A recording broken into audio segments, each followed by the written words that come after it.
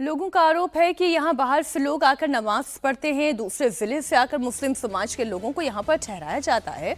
उन्हें डर इसी बात का है और इससे कॉलोनी का माहौल खराब होगा।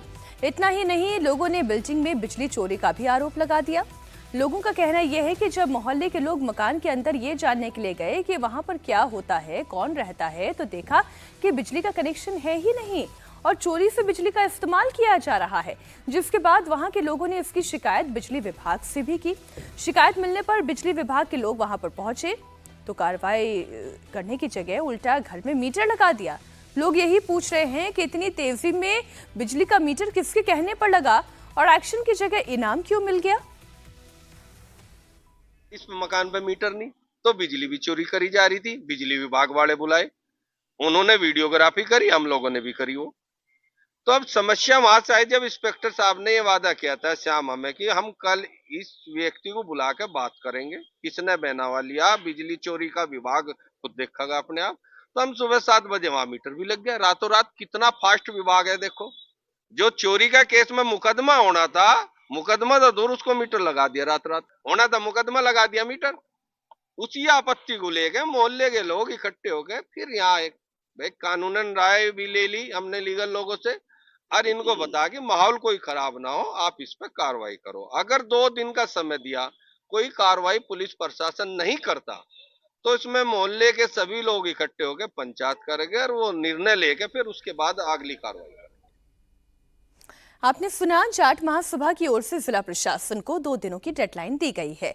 ऐसे में हमारी टीम जाट महासभा के जिलाध्यक्ष धर्मवीर के पास पहुंची और ये जानने की कोशिश हुई कि आखिर उन्हें ऐतराज क्यों है, क्यों वो माहौल बिगड़ने की बात कर रहे हैं। उस पर उनका क्या जवाब था वो भी आप सुनिए। ये बताइए धर्मवीर जी, विवाद क्यों है, ये क्यों आप लोग विरोध कर रहे हैं अगर कोई मुस्लिम शख्स जो है हिंदू बाहुल इलाके में आके रहता है? विरोध का मुख्य कारण भाई साहब ये है कि जनपद मुजफ्फरनगर हिंदू मुस्लिम मामले को लेकर काफी चर्चाओं में पहले से ही है। कई दंगे यहाँ हो चुके और उन्हीं चीजों को देखते हिंदू जो परिवार है मुस्लिम के आने से दहशत में है भाई कल यहाँ माहौल ना बिगड़ जाए। माहौल बिगड़ने के बहुत से कारण है, जैसे कि उसने नमाज पढ़ानी शुरू कर दी और नमाज चलो उनकी धार्मिक आस्था, एक व्यक्ति ने मकान लिया अपने अंदर मकान में पढ़ रहा है, कोई बात नहीं। सामूहिक रूप से नमाज पढ़ानी, बाहर से लोग बुला के वहां नमाज पढ़ानी, कोई मस्जिद तो वहां है नहीं। तो इससे माहौल और उनकी मानसिकता हमें ठीक नहीं लगी, माहौल खराब करने वाली मानसिकता। क्या मानसिकता देख लिया? मानसिकता ये देखी है उन्होंने, एक तो उस मकान के अंदर अस्थायी कार्यालय बना, क्योंकि जो टेबल का निर्माण है वो सीमेंट से करा। अस्थायी होती है मेज धर के कोई मीटिंग कर ली कोई बात नहीं, सीमेंट से करने का मतलब है उसका इरादा ठीक नहीं, लंबे समय वहां रहने का या कार्यालय खोलने का है, कुछ भी रहा होगा वो तो उसके मन में। लेकिन हमने जो देखा, एक अनुमान लगाया जा सकता है देखने से भी, अनुमान ये है कि इसने जब अस्थायी बना तो इसका मंसूबा ठीक नहीं है। यहाँ कार्यालय बनाना, नमाज पढ़नी, ये कुछ ना कुछ इस मोहल्ले में दंगा फसाद कराने चाहता है। इस हिसाब से हमने विरोध किया। विरोध होने के बाद हमने प्रशासन को सूचना दी।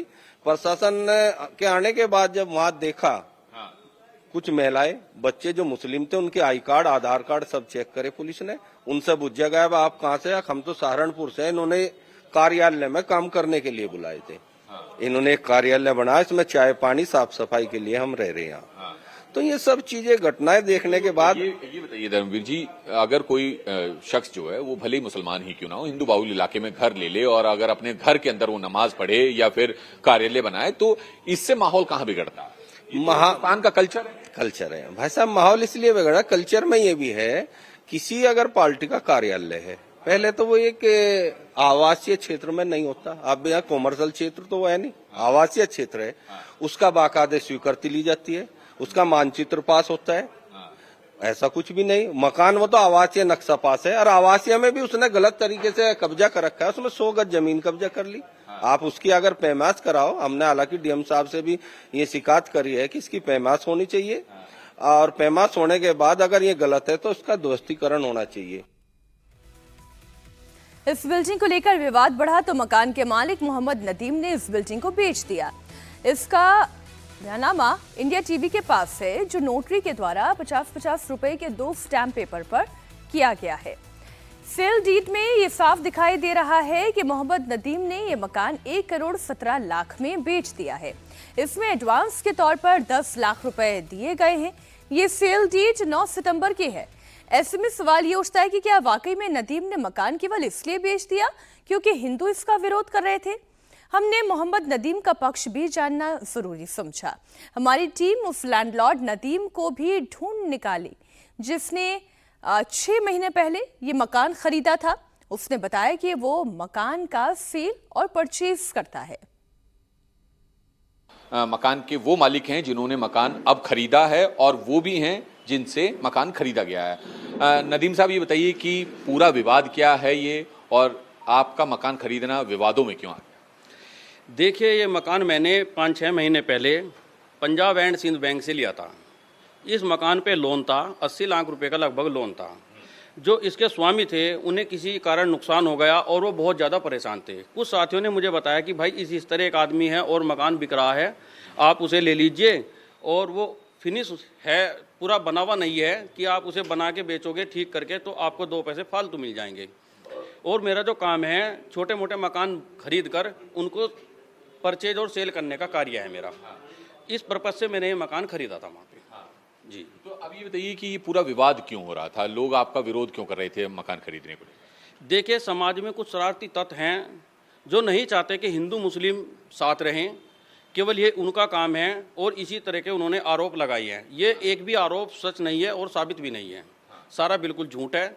ऐसा कोई भी काम नहीं हुआ। वहाँ पे बोल रहे हैं कि वहाँ पे 70-80 आदमियों ने नमाज पढ़ी फ्राइडे के दिन, जुमे के दिन। सबसे पहले तो मैं आप लोगों को बता दूं, मैंने ऐसे ही अभी बताया है मीडिया पे कि जुमे की जो नमाज होती है वो केवल मस्जिद में होती है। केवल एक ऐसी नमाज जुमे की है जो घर में नहीं पढ़ी जा सकती। और जिस दिन का ये आरोप है वो जुमे का दिन था, फ्राइडे का दिन था, तो वहाँ किसी प्रकार की कोई नमाज नहीं पढ़ी गई। दूसरी बात यह है कि ये बोला गया है कि वहाँ पे फैमिली रह रही हैं। वहाँ पे किसी भी प्रकार की फैमिली नहीं रह रही। केवल जो मजदूर वहाँ पर काम कर रहे थे चिनाई वगैरह का, मकान बनाने का, केवल वो लोग वहाँ पे थे और इस तरह का कुछ भी नहीं था। पुलिस में इसकी शिकायत की आपने? क्योंकि मकान तो कोई कहीं पे भी ले सकता है। हाँ, ये मेरा मौलिक अधिकार है। संविधान ने मुझे इजाज़त दी है, भारत के प्रत्येक नागरिक को इजाज़त दी है सरकार, भारत के कानून ने, कि कोई भी भारत में कहीं भी मकान खरीद सकता है। और मकान खरीदने के लिए ही कश्मीर में अभी 370 की धारा हटाई गई है। वहाँ पे कोई भी हिंदू भाई या मुस्लिम भाई भी मकान ले सकता है।